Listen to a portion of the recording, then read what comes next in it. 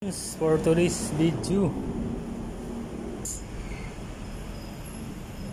touch wifi switch. So di na ma-off yung ilaw mga karenso. Kahit pindutin natin, ayaw ma-off yung ilaw. Hindi katulad nito mga karenso. Yan, bukas siya, di ba? Pindutin natin, yan off. Pero ito, wala nang indicator na kulay blue mga karens. Ibig sabihin mga karens, ito ay electronics, so defective na to.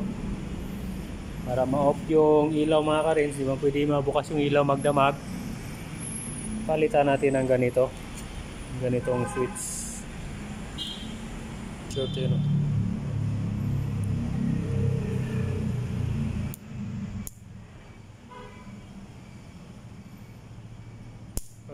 Ibig sabihin mga karens, pag mayroong voltahe, tingnan mo mag-spark yan.